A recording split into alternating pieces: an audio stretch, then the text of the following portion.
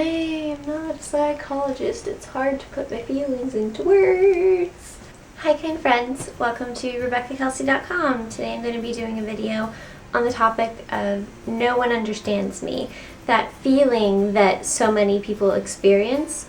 I know when I was in high school and in college, I felt that so strongly, and it was like kind of like the one negative thing that I really fixated on is that other than my now husband, back then boyfriend, I felt like I didn't have people that could connect to me and who I really was, and people didn't understand what I perceived myself to be. And it's definitely something really hard, but looking back on it now, I see some interesting points on it that I thought I should share. This is the second video in my Tough Topics series. If you didn't see the first one, it's all about virginity, and if you're ready to lose your virginity, should you be having sex with this new boyfriend, things like that. So I'll be linking it in the blog post and in the description to this video, so make sure to check that out. The first thing I want to say about it that's also probably really annoying is that you are not alone. I know that it's a kind of like a generic thing to say, you're not alone, everyone feels that, especially because when you're feeling, no one understands me, it doesn't feel like something that everybody is feeling. It feels like something that's just for you. Looking back on it, thinking no one understands me and feeling like this is a phenomenon only for me feels almost a little self-serving, which is strange because you're feeling bad. You're feeling really bad. Why would you only want to feel bad?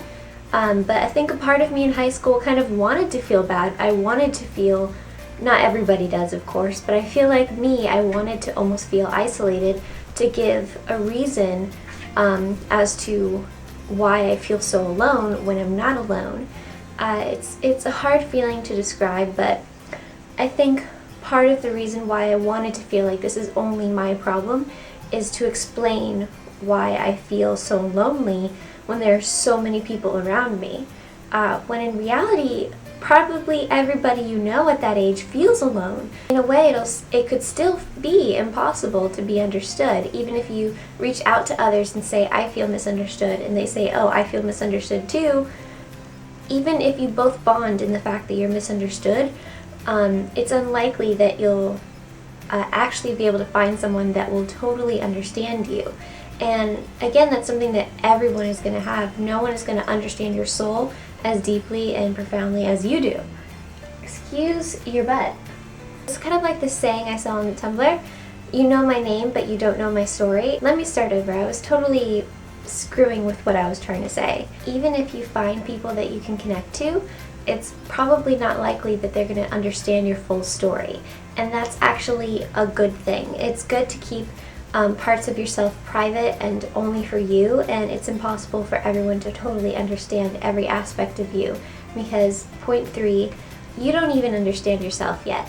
And as weird as that sounds, no one understands me, it's impossible to be understood, and you don't even understand yourself, like that's what I'm trying to say, is because when I look back on the times that I felt the most misunderstood, it's actually the times where I understood myself the least. Knowing what I know about myself now and how I work and what's really important to me, even though I've changed a lot since high school, a lot of those same core fundamentals of who I am is still there, but as a high school student, I didn't understand those parts of myself yet. Looking back on those feelings of being misunderstood, especially in high school, it makes sense. That's when you're going to feel the misunderstood. In high school and college, you're still putting your life together. You still don't understand your life's path yet, and it's. Did you see that? You're distracting.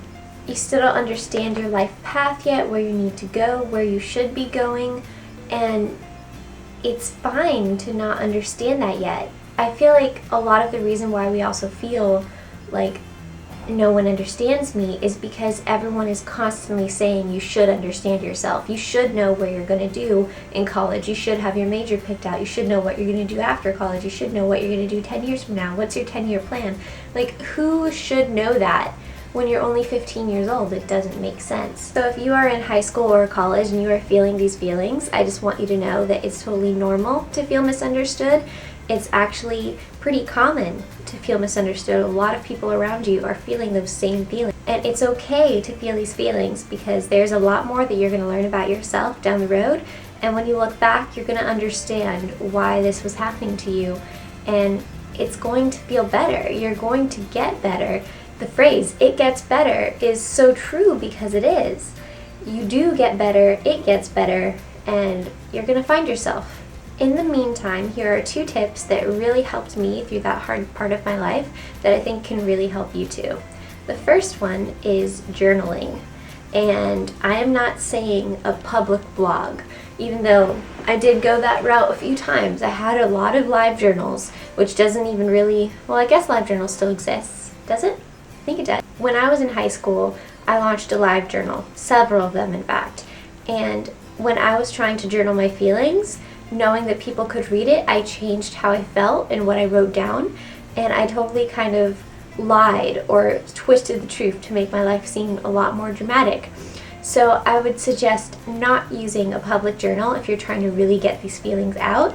I think that it's good to be honest with yourself, and journaling is a great way to do that. If you write everything down with the intention of knowing that no one is ever going to see it, you're going to feel a lot more free to explore your real feelings. So I highly recommend you journal if you're feeling misunderstood.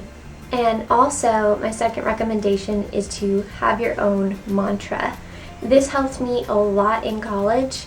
I didn't really think of doing anything like this until college, but it really kind of turned my feelings around on a lot of subjects. There's this quote in particular, I don't have the exact words memorized, but I mentioned it on Instagram the other day, and I think it really helps when you're having a bad day.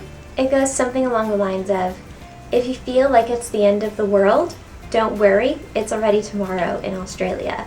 I love that phrase because it's just so true and so funny. The mantra in particular that I had that I would repeat when I was upset is, if I can't change it, why worry? There was a lot in college that I felt like I really couldn't control.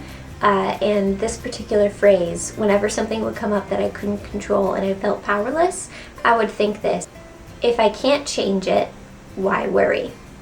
And just that one sentence, I really attribute it to changing kind of like the way I feel about everything, and now I'm a much more calmer and more in tune person with what I can change and what I can't, and I'm able to let things go a lot easier. Because for months, whenever anything out of my control impacted my life, I would think that, and it really helped me move forward and do what I had to do. So those are my 2 little tips for if you're feeling like nobody understands you. Really journaling and finding that mantra to say when you feel powerless really can change the way that you feel about your life. Thanks so much for watching. I hope that you appreciated this video and find something helpful out of it. Make sure to share it with your friends or family that you feel may benefit from it, and I'll talk to you very soon. Don't forget to check out RebeccaKelsey.com.